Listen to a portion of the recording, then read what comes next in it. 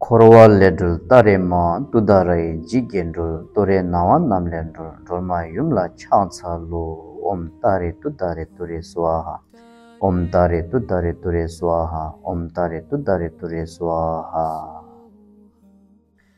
laso tashin dele fyabulo khamri namaste sabaijana बौद्ध धर्म मार्गीहरूलाई अनि धेरै दिनको बादमा एउटा भिडियो बनाउने मौका पाएँ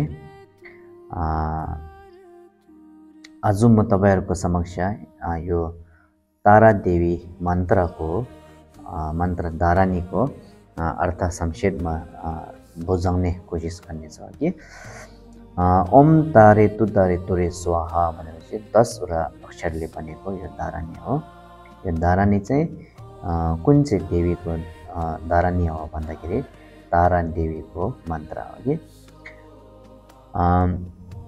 अब यो मन्त्र हुन त जति पनि बौद्ध मार्गीहरू हुनुहुन्छ प्रायले यो मन्त्र जप्ने गरिन्छ या साधना गर्ने गरिन्छ कि र आज मैले यो धारणीको अर्थ सुनाउनु बुझाउनु गइराखेको चाहिँ बुझ्ने पहिलादेखि नै यो मन्त्र धारणीको अर्थ बुझ्नेलाई फेरि पनि एउटा यादको लागि हो कि फेरि पनि एउटा याद दिलाउनु लागि नबुझ्नेलाई अब बुझ्नु लागि म बताउने छ कि ओम बाट सुरु हुन्छ।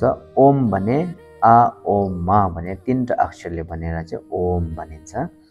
अब त्यो ओमले चाहिँ जिजुनडोलमा तारा देवीको काया वाका चित्त अथवा शरीर वचन या चित्तलाई बुझिन्छ या जसले प्र्याक्टिस गर्छ आफ्नो काया वाका चित्त आफ्नो शरीर वचन मनलाई पनि बुझ्न भयो कि या ओम मन्त्र चाहिँ सबै मन्त्रको चाहिँ एउटा आमा जस्तो पनि हो कि त्यहाँदेखि तारे तुतारे तुरे स्वाहा आउँछ। अब तारे तुतारे तुरे भने चाहिँ अब तीनटा भागमा छुटाएर हामीले बुझौँ। फर्स्टमा तारे भनेर आउँछ, त्यहाँदेखि तुतारे भनेर आउँछ, त्यहाँदेखि तुरे भनेर आउँछ। अब त्यो तीनटा नै हामीले एकदमै गहिरोमा नसोचेर चाहिँ यो सबै एउटा सरलतामा बुझ्दा हुन्छ कि अब सरलतामा बुझ्यो भने यो तीनटै के हो तारा देवीको नाम हो। तारा देवीको नाम हुन त तारा थुप्रो प्रकारको छ। अब यो तारा देवीलाई चाहिँ आफ्नो उहाँको कामको क्षमता अनुसार उहाँको एउटा के भन्छ एक्टिभिटीको अनुसार चाहिँ उहाँलाई नामकरण गरेको हो कि अब फर्स्टमा तारे भनिन्छ। तारे किन भनेको भन्दाखेरि चाहिँ खोरवाल लेडुल तारेमा भन्दछ। खोरवाल लेडुल भनेको चाहिँ संसारको सबै प्राणीहरूलाई संसार दुःखको भावचक्रबाट चाहिँ तराएर बुद्ध भूमिमा पुर्याउन सक्ने क्षमता भएकोले गर्दाखेरि चाहिँ तारा भनेर चाहिँ नामकरण भएको भन्दछ कि तार भनेको चाहिँ तर्ने भनेको हो कि कहाँबाट तर्ने भनेपछि चाहिँ यो संसार दुःखको सागरबाट तराएर बुद्ध भूमिमा पुर्याउन सक्ने क्षमता भएकोले गर्दाखेरि तारा या तारे। त्यहाँदेखि सेकेन्डमा तुरे भनेर नामकरण गरेको चाहिँ तुरे के नामकरण गरेको भन्दाखेरि चाहिँ जिगे डोल।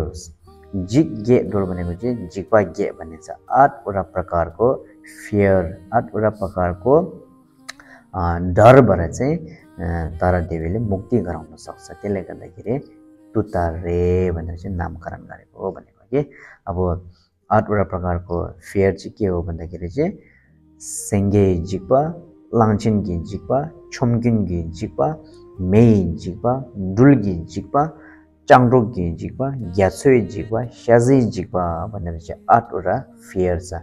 अब त्यो के हो सेङ्गे भनेको चाहिँ लायन भनेको है लायन भनेको लायनको फियर डर। त्यहाँदेखि जङ्गलतिर जाँदाखेरि अब लायनहरू भेट्यो भने एकदम डरहरू हुन्छ नि है कि अब त्यसको डरहरूबाट पनि जिजुनडोमाले रक्षा गर्न सक्छ भन्ने छ कि लायनको फियर।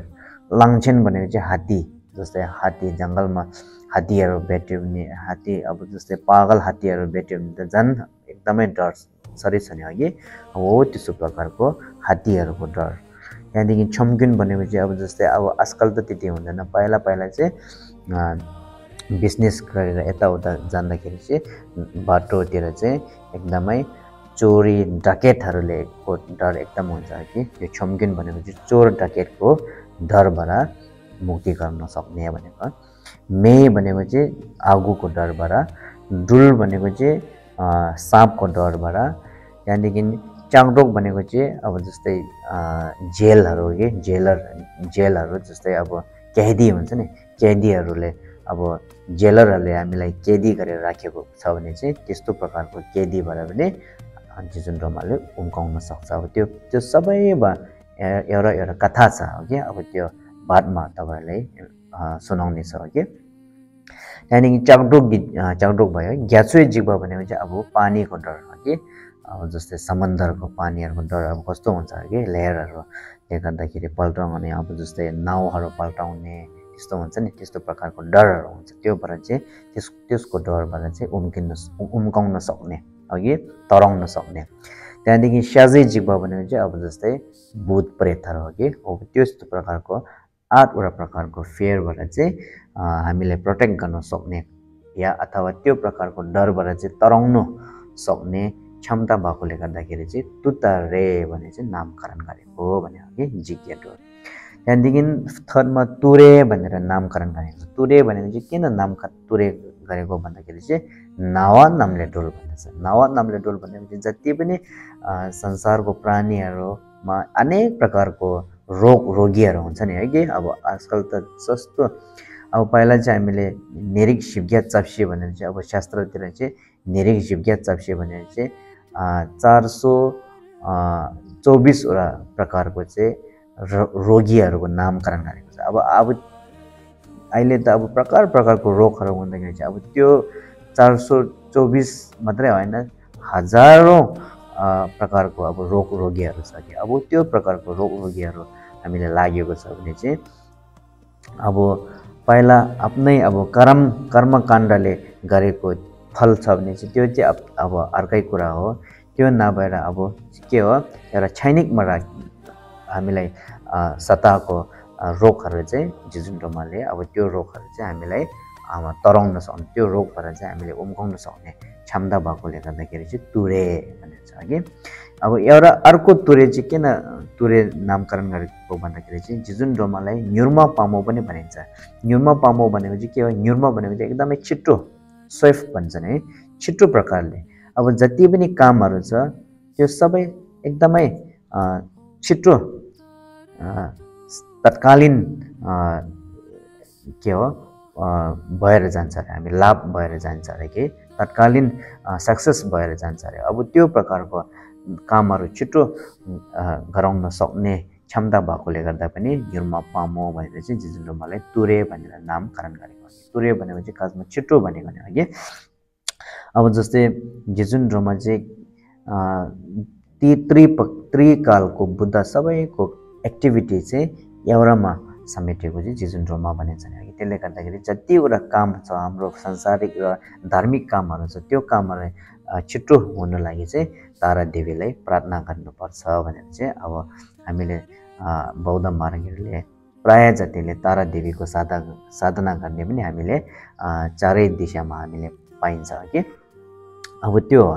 त्यहाँदेखि अन्तमा स्वाहा भन्ने छ। स्वाहा भने चाहिँ अब त्यसले चाहिँ सबै शान्ति भएर जाओस् भनेको। शान्ति जस्तै अब अघि सांसारिकको दुःख, त्यहाँदेखि 8वटा प्रकारको डर, त्यहाँदेखि विभिन्न प्रकारको रोगीहरू चाहिँ स्वाहा भनेको चाहिँ एकदमै मेटाउन सक्ने अथवा त्यो रोगीहरूलाई एकदमै के हो नष्ट गर्न सक्ने अघि त्यसलाई चाहिँ स्वाहा भनिन्छ। स्वाहा भनेको चाहिँ शिवर्ग्युर्ची भन्ने, खासमा चाहिँ शान्ति भएर जाओस् भनेको, शान्ति गराउन शान्त गराउन सक्ने क्षमता हुनेलाई चाहिँ स्वाहा भनेको अघि।